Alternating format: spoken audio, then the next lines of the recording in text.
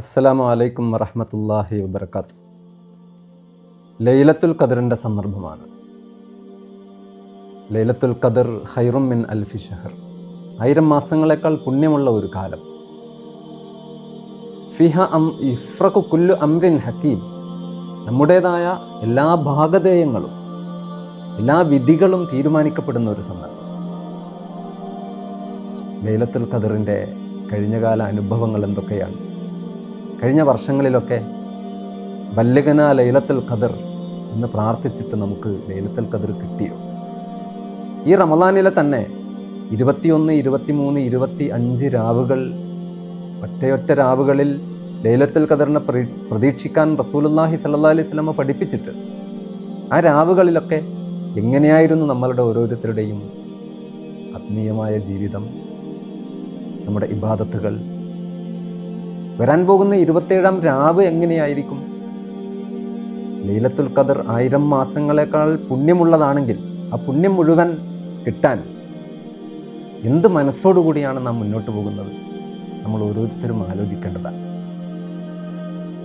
ഒന്ന് സങ്കല്പിച്ച് നോക്കൂ.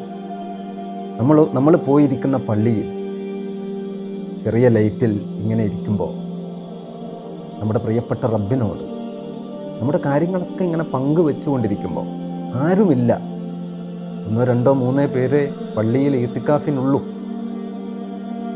അപ്പോൾ 27-ാം രാവിന് മാത്രം ഞാൻ ചെന്നിട്ട് നമ്മളിങ്ങനെ കരഞ്ഞുകൊണ്ട് അള്ളാഹുവിനോട് സംവദിച്ചു കൊണ്ടിരിക്കുമ്പോൾ അള്ളാഹു ഇങ്ങനെ നമ്മളോട് ചേർന്ന് വരുന്നത് നമുക്ക് ഫീൽ ചെയ്യും. നമ്മുടെ നേരെ മുന്നിൽ അള്ളാഹു ഇങ്ങനെ നമ്മളോടൊപ്പം നിൽക്കുന്നത്, നമ്മോടൊപ്പം ഇരിക്കുന്നത്, അല്ലെങ്കിൽ നമ്മൾ ഉള്ളയിടത്ത് ഇങ്ങനെ നിറഞ്ഞു നിൽക്കുന്നതായിട്ട് നമുക്ക് ഫീൽ ചെയ്യും.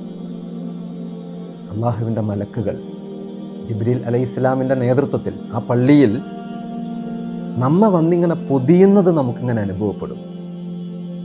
അത്തരമൊരു അനുഭവത്തിലൂടെയാണ് ലൈലത്തുൽ ഖദറിൻ്റെ രാവുകൾ യഥാർത്ഥത്തിൽ മുഅ്മിനുകൾക്ക് കടന്നു പോകേണ്ടത്. അതുകൊണ്ട് ആലോചിക്കുക, കഴിഞ്ഞ 21, 23, 25 രാവുകൾ എങ്ങനെയായിരുന്നു കഴിഞ്ഞു പോയത്? അതൊരു നഷ്ടബോധമുണ്ടെങ്കിൽ അല്പം ഗൗരവത്തിൽ ജാഗ്രതയോടെ ഇനി വരാനിരിക്കുന്ന 27-ാം രാവിനെ സമീപിക്കാനും ഉപയോഗപ്പെടുത്താനും നമുക്ക് സാധിക്കണം. 27-ാം രാവ് നമ്മിലേക്ക് അള്ളാഹു വന്ന് നിറയുന്ന ഒരു സന്ദർഭമാകട്ടെ. 27-ാം രാവ് എൻ്റെ ജീവിതത്തിലേക്ക് ജിബ്രീൽ അലൈഹിസ്സലാം കടന്നു വരുന്ന ഒരു രാവാകട്ടെ. അള്ളാഹുവിൻ്റെ ലക്ഷക്കണക്കിന് മലക്കുകൾ ഞാൻ ഉള്ളയിടത്ത് വന്ന് എന്നെ പൊതിഞ്ഞു നിൽക്കുന്ന ഒരു രാവാകട്ടെ. അല്ലദീന യഹ്മിലൂനൽ അർശ വമൻ ഹൗലഹു എന്ന് പറഞ്ഞിട്ട് സൂറത്ത് അള്ളാഹു പറയുന്നുണ്ടല്ലോ, വയസ്തഗ്ഫിറൂന ലില്ലദീന ആമനു. ആ മലക്കുകൾ മുഅ്മിനുകൾക്ക് വേണ്ടി ഇസ്തിഗ്ഫാർ ചെയ്യും, പ്രാർത്ഥിക്കും.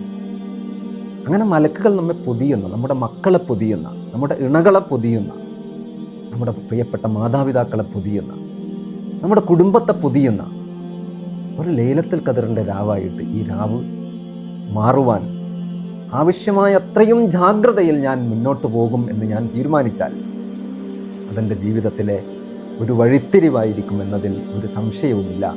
അള്ളാഹു എന്നെയും നിങ്ങളെയും നമ്മുടെ പ്രിയപ്പെട്ടവരെയും എല്ലാം അനുഗ്രഹിക്കുമാറാകട്ടെ. വആഖിറു ദഅ്വാനാ അനിൽ ഹംദുലില്ലാഹി റബ്ബിൽ ആലമീൻ.